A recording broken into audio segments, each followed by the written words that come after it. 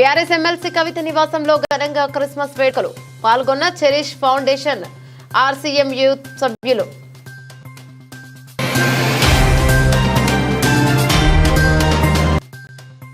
విజయవాడలో semi Christmas వేడుకల్లో పాల్గొన్న సీఎం చంద్రబాబు మైనార్టీ వర్గాల సంక్షేమానికి భద్రతకు కూటమి ప్రభుత్వం అండగా ఉంటుందని హామీ.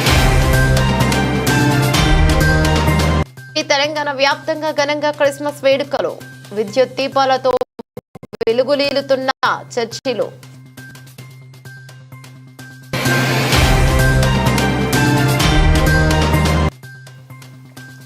నేడు బెంగళూరు నుంచి ఇడుపులపాయకు చేరుకున్న జగన్ తన తండ్రి వైఎస్ కు నివాళులు అర్పించిన ఏపీ మాజీ సీఎం.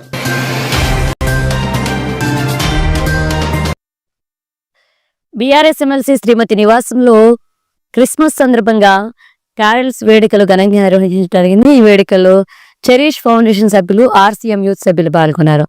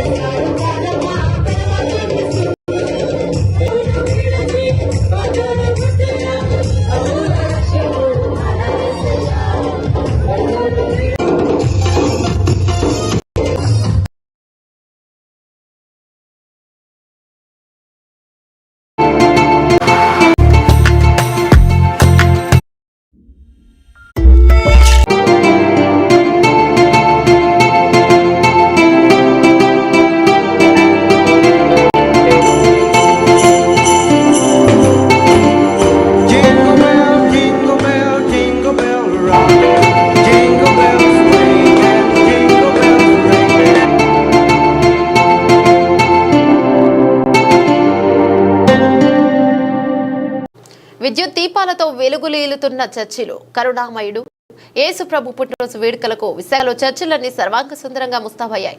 విద్యుత్ కాంతులతో ప్రార్థనా మందిరాలు వెలిగిపోతున్నాయి. క్రిస్మస్ కి స్వాగతం పలుకుతున్నాయి. చర్చిల వద్ద ఏర్పాటు చేసిన క్రిస్మస్ రిటైళ్లతో ఆకర్షణీయంగా కనువిందు చేస్తున్నాయి. మెరిసే లైట్లతో అలంకరించబడిన చెట్లు, ఆకర్షణీయమైన గంటలు మరియు క్రిస్మస్ చెట్లపై మెరుస్తున్న నక్షత్రాలందరికీ ఆనందం, ఉత్సాహం, ప్రశాంతత వాతావరణాన్ని అందిస్తున్నాయి. మొత్తం మీద 2024 ఏడాది క్రిస్మస్ వెలుగుల పండుగను క్రైస్తవ కుటుంబాలన్నీ భక్తి శ్రద్ధలతో ఉత్సాహంగా ఉల్లాసంగా నిర్వహించుకోవడానికి ఏర్పాట్లన్నీ పూర్తయ్యాయని విశాఖలో క్రైస్తవ సోదరులు అంటున్నారు.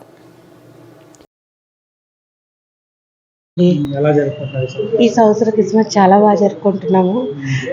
ఈ నెలంతా చాలా చాలా హడావిడిగా పిల్లలు డాన్స్, డెకరేషన్కి అసలు మొత్తం అందరూ కూడా చాలా హ్యాపీగా జరుపుకుంటున్నాము. ఈరోజు లైటింగ్ డెకరేషన్ అయిపోయింది. రేపు లాస్ట్ డే కాబట్టి రేపు నైట్ మన క్రిస్మస్ జరుపుకుంటాం. సో అందరూ కూడా బాగా హ్యాపీగా జరుపుకుంటున్నారు. సో ఇవాళ పిల్లలు స్పెషల్గా చిన్నపిల్లలు డాన్స్ పార్టిసిపేట్ చేస్తున్నారు. డెకరేషన్కి అసలు యూత్ పిల్లలతోనే డెకరేషన్ చేశారు. అందరూ కూడా ఇంట్లో చిన్న పెద్ద అందరూ కూడా పార్టిసిపేట్ చేస్తున్నారు. ఈ నైట్ మరి ఇంట్లోనే అయితే వంటలు అన్నీ స్టార్ట్ అయిపోయాయి. సో చాలా బాగా పండుగ జరుపుకుంటున్నారు. సో మేమైతే చాలా హ్యాపీగా క్రిస్మస్ జరుపుకోవడానికి ఎక్కువగా చర్చిలోని ఎక్కువసేపు చర్చిలోని ఉంటున్నాము. చెప్పండి, ఎలా జరుపుకుంటారు క్రిస్మస్ పండుగ? క్రిస్మస్ పండుగ అనేది వరల్డ్ వైడ్గా జరుపుకుంటారు. సో అందులో మన ఇండియన్స్ ఇంకా ఘనంగా జరుపుకుంటారు. ఎవ్రీ ఇయర్ షేక్పేట్ బాక్సింగ్ క్లబ్లో నిఖిత్ జరీన్ ఫౌండేషన్ ప్రారంభోత్సవ కార్యక్రమానికి ముఖ్య అతిథిగా టీపీసీసీ అధ్యక్షులు ఎమ్మెల్సీ మహేష్ కుమార్ గౌడ్ నిఖిత్ జరీన్ ఫౌండేషన్ లోగోను ఆవిష్కరించి బాక్సింగ్ పోటీలను ప్రారంభించిన టీపీసీసీ అధ్యక్షులు ప్రారంభోత్సవ కార్యక్రమంలో పాల్గొన్న ఫౌండర్ అర్జున్ అవార్డు గ్రహీత DSP boxer Nikhat Zareen, Telangana boxing secretary Ravinder, vice president Ellaiah, ex Indian boxing coach Chiranjeevi, club boxing coach Vinay Babu ఈ కార్యక్రమంలో భాగంగా బాక్సింగ్ బౌట్ను ప్రారంభించిన టీపీసీసీ అధ్యక్షులు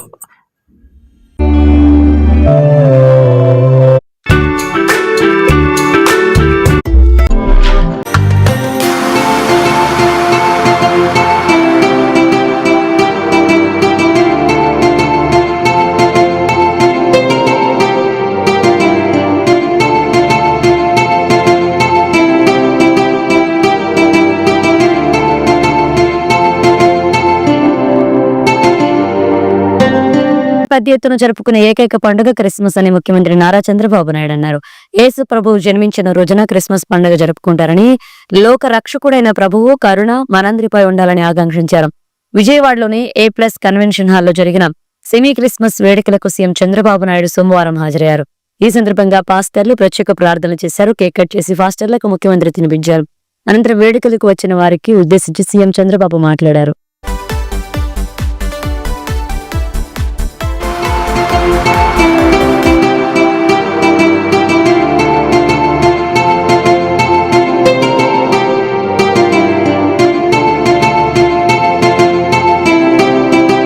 మధ్య railway general manager Shri Arun Kumar Jain గారు రైలు కార్యకలాపాల నిర్వహణలో భద్రత కోసం తీసుకోవాల్సిన చర్యలపై సమగ్ర సమీక్ష సమావేశాన్ని ఈరోజు అనగా తేదీ 23 డిసెంబర్ 2024 సికింద్రాబాద్ లోని రైలు నిలయం నిర్వహించారు.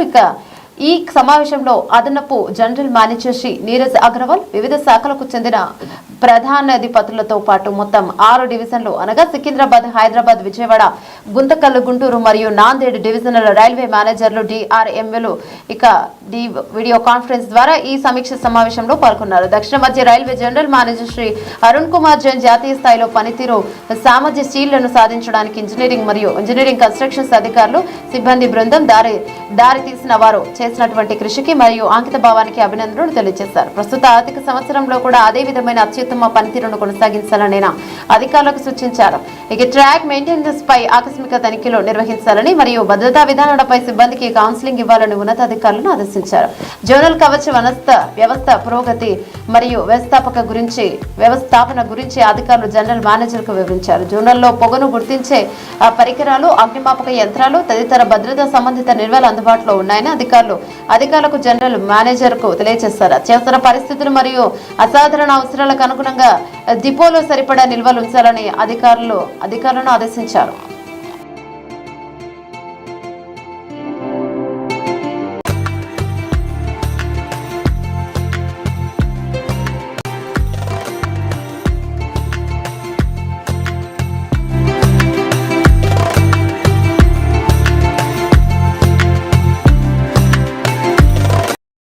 సచివాలయంలో మలేసియా ప్రతినిధుల భేటీలో మంత్రులు శ్రీధర్ బాబు, తుమ్మల నాగేశ్వరరావు గారితో పాటు కలిసి పాల్గొన్న టీపీసీసీ అధ్యక్షులు ఎమ్మెల్సీ మహేష్ కుమార్ గౌడ్.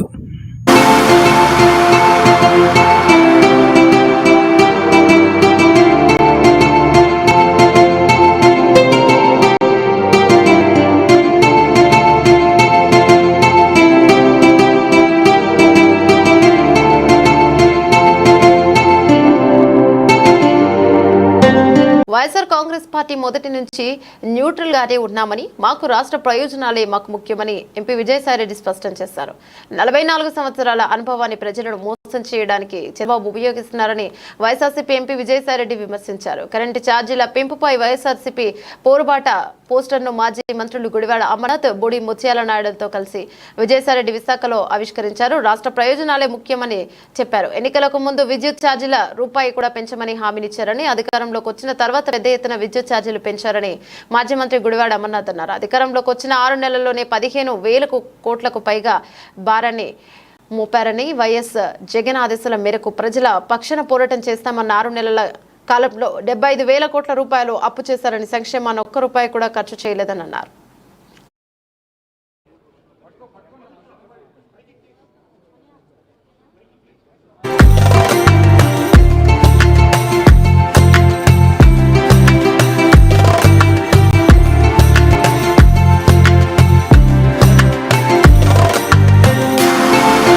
ప్రతిపక్షంగా వైఎస్ఆర్ కాంగ్రెస్ పార్టీ జగన్మోహన్ రెడ్డి గారి ఆదేశాల మేరకు తీసుకుంది. తరువాత అత్యంత ప్రాధాన్యత కలిగినటువంటి అంశం మీ అందరూ తెలుసు, ఎన్నికల ముందు ఏదైతే ఆ రోజు వైఎస్ఆర్ కాంగ్రెస్ పార్టీ ప్రభుత్వం మీద లేనిపోయినటువంటి ఆరోపణలు చేసి మాకు అధికారాన్ని ఇస్తే నాణ్యమైనటువంటి విద్యుత్తుని ఇస్తాం, ఒక్క రూపాయి కూడా యూనిట్ మీద పెంచేటువంటి ఆ భారం ప్రజల మీద వేయం, మాకు అవకాశం ఇవ్వండి, మాకు అధికారాన్ని ఇవ్వండి అని చెప్పి ఎన్నికల ముందు అనేక సందర్భాల్లో 2019 నుంచి 2024 వరకు వారి ప్రతిపక్షంలో ఉన్నంత కాలం నిత్యం ప్రజల్ని మోసం చేస్తూ అటువంటి విషయం చాలా స్పష్టం చేయడం జరిగింది. సార్, వన్ మోర్,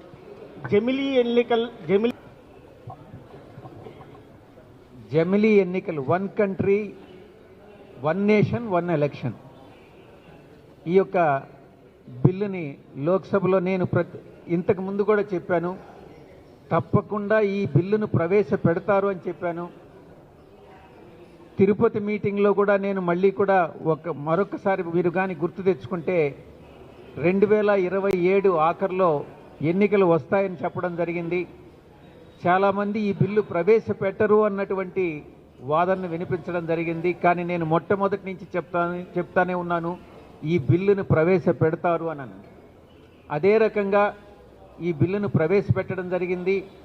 గత మన ప్రెస్ కాన్ఫరెన్స్లో కూడా నేను చెప్పాను, ఈ బిల్లును ప్రవేశపెడతారు, జేపీసీకి రెఫర్ చేస్తారని కూడా నేను చెప్పడం జరిగింది. అదేవిధంగా జేపీసీకి రెఫర్ చేయడం జరిగింది. జేపీసీలో నేను కూడా ఒక మెంబర్నే. జేపీసీలో వైఎస్ఆర్ కాంగ్రెస్ పార్టీ చెప్పింది, వాళ్ళు ఏం చెప్పినా ఎన్నికల కోసం, ఓట్ల కోసం, అధికారం కోసం మాత్రమే చెప్తారు. ఎన్నికలు అయిపోయిన తర్వాత అవి ఏవి గుర్తుండవు అనేటువంటి చెప్పాము. ఎన్నికల్లో ఏదైతే చెప్పామో ఇప్పుడు ఈరోజు అదే చేశారు. ఈరోజు కేవలం వచ్చినటువంటి 6 నెలల్లో 15,000 కోట్ల రూపాయలు భారం మోపారు. చివరికి ఎస్సీ ఎస్టీలకు ఇచ్చేటువంటి 200 యూనిట్ల వరకు ఏదైతే ఫ్రీ ఆఫ్ కాస్ట్ ఉండేదో దాన్ని కూడా ఈరోజు రద్దు చేసేటువంటి కార్యక్రమం చేశారు. అంటే ఏ వర్గానికి మేలు చేయాలని చెప్పి ఈరోజు ప్రభుత్వం ఉంది. ఏమి సంపద సృష్టిస్తున్నారు? ఈరోజు రోడ్ల మీదకి వెళ్తే కనబడతా ఉంది సంపద సృష్టి అంతా కూడా. హెల్మెట్ లేని వాళ్ళ దగ్గర డబ్బులు తీసుకుంటున్నారు, ముందు పెట్టుకున్నవాడికి, వెనకాల పెట్టుకున్నవాడికి, ప్రతిదీ కూడా ఏ డిపార్ట్మెంట్కి ఆ డిపార్ట్మెంట్ వదిలేస్తారు సంపద సృష్టి మీద. వైన్ షాపులో ఏమో బెల్ట్ షాపులు అమ్ముకుంటున్నారు, పోలీసులేమో రోడ్ల మీద కేసులు రాసుకుంటున్నారు, మైనింగ్ వాళ్ళేమో మైనింగ్ దీని చుట్టూ తిరుగుతూ ఉన్నారు. కొన్ని చివరికి సంపద సృష్టి ఏదైనా చేసినటువంటి మాటలు దయచేసి మరొకసారి నమ్మి మోసపోవద్దు అనేటువంటిది మేము చెప్పగలం. అంతకు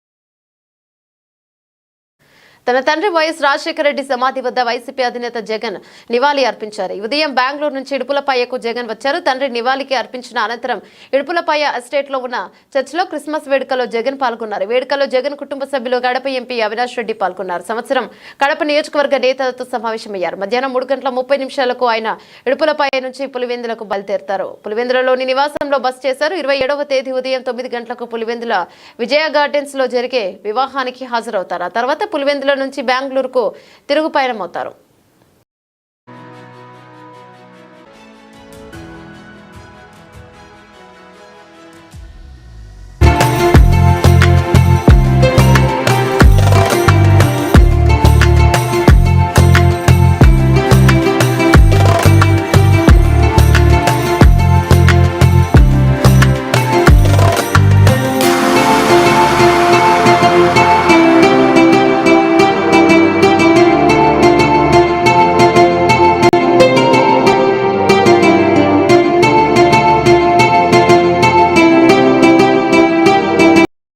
హుస్సేన్ సాగర్ బోట్ క్లబ్లో Telangana Olympic association general body సమావేశానికి ముఖ్య అతిథిగా పాల్గొన్న టీపీసీసీ అధ్యక్షులు ఎమ్మెల్సీ మహేష్ కుమార్ గౌడ్.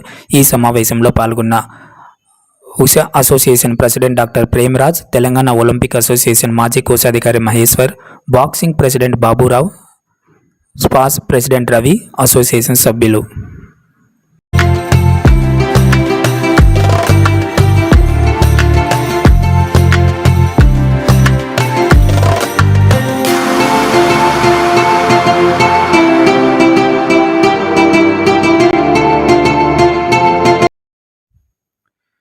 విజయవాడలోని A+ కన్వెన్షన్ హాల్లో సెమీ క్రిస్మస్ వేడుకల్లో పాల్గొన్న ఏపీ ముఖ్యమంత్రి నారా చంద్రబాబు నాయుడు, వీరితో పాటు మంత్రులు మరియు ప్రభుత్వ అధికారులు, పీఠాధిపతులు, చర్చి ఫాదర్స్ తదితరులు పాల్గొన్నారు.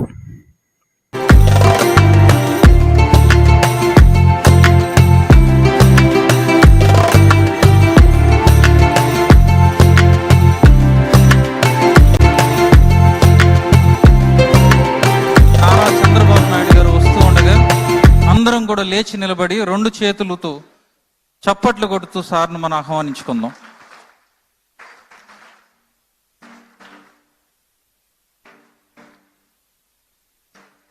ఆంధ్రప్రదేశ్ ప్రభుత్వ ఆధ్వర్యంలో 2024 క్రిస్మస్ పండుగ వస్తున్నటువంటి మన ముఖ్యమంత్రి గారు శ్రీ నారా చంద్రబాబు నాయుడు గారిని మనం అభినందిస్తూ చప్పట్లు కొడుతూ సార్ను మనం ఆహ్వానిస్తాం.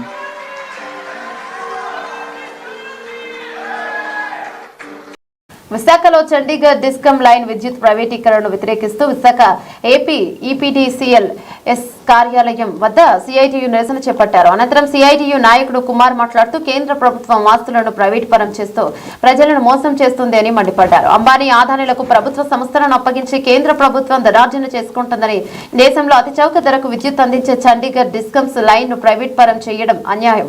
డిసెంబర్ 31 నాటికి చండీగఢ్ డిస్కమ్ ఆస్తులను ప్రైవేట్ సంస్థలకు అప్పగించడానికి బీజేపీ రంగం సిద్ధం చేసింది. బీజేపీ ఎత్తుగడలను అడ్డుకోవడానికి కార్మికులతో కలిసి వామపక్షాలు భారీ ధర్నా చేస్తాం. కార్మికులకు సంఘీభావంగా డిసెంబర్ 25న చలో చండీగఢ్ పిలుపునిస్తున్నామని తెలిపారు. దేశంలో నరేంద్ర మోడీ ప్రభుత్వం అధికారంలో మూడోసారి వచ్చిన తర్వాత విద్యుత్తును మొత్తం కూడా కార్పొరేట్ కంపెనీలకి, ప్రైవేట్ కంపెనీలకి కట్టబెట్టాలని చెప్పేసి కొనుక్కుంది. అందులో భాగంగానే ఈ రోజున డిస్కామ్లు మొత్తం ప్రైవేట్ పరం చేయాలని చెప్పి చూస్తూ ఉంటుంది. గత సంవత్సరంలో మనం చూసుకుంటే ఉత్తరప్రదేశ్, చండీగఢ్, హర్యానా, హిమాచల్ ప్రదేశ్ రాష్ట్రాల్లో మొత్తం విద్యుత్ పంపిణీనంతా కూడా ప్రైవేట్ కంపెనీలకు ఇస్తున్నట్టు చట్టం చేసింది. దాని మీద అక్కడ ఉన్నటువంటి కార్మికులందరూ పెద్ద ఎత్తున పోరాడి దానికి వ్యతిరేకంగా పోరాటంతో ప్రభుత్వాలు వెనక్కి తగ్గి విద్యుత్తును మేము ప్రైవేట్ పరం చేయము అని చెప్పి సాగే. కానీ ఇప్పుడు చండీగఢ్ ప్రభుత్వం పూర్తిగా బాగా లాభాల్లో ఉన్నటువంటి చండీగఢ్ డిస్ట్రిబ్యూషన్ కార్పొరేషన్ ని కార్పొరేట్ కంపెనీలకు కట్టబెట్టి ప్రైవేట్ పరం చేస్తూ ఉంది. చండీగఢ్ కార్మికులు గత 4వ తారీఖు నుంచి ఇప్పటి వరకు పెద్ద ఎత్తున ఆందోళన చేస్తున్నారు. చండీగఢ్ లో విద్యుత్తు అతి తక్కువ ధరకు ఉత్పత్తి చేస్తున్నారు. కేవలం 4.5 పైసలకే ఒక యూనిట్ అనేది ఉత్పత్తి చేస్తున్నారు. లైన్ లాస్ అనేది చాలా తక్కువ. దేశం మొత్తం యావరేజ్ 15% లైన్ లాస్ ఉంటే చండీగఢ్ లో లైన్ లాస్ కేవలం 10% మాత్రమే. అలాగే 2021 నుంచి చూసుకుంటే వరుసగా 4 సంవత్సరాల్లోనూ కూడా లాభాలు ఆర్జిస్తున్నటువంటి డిస్ట్రిబ్యూషన్ కంపెనీగా అది ఉంది. దాన్ని ఈ రోజున ప్రైవేట్ కంపెనీకి కట్టబెట్టాలని చెప్పి చూస్తున్నారు. చండీగఢ్ కార్మికులు చేస్తున్న పోరాటానికి సంఘీభావంగా రేపు డిసెంబర్ 25వ తారీఖు నాడు చలో చండీగఢ్ కార్యక్రమం జరుగుతుంది.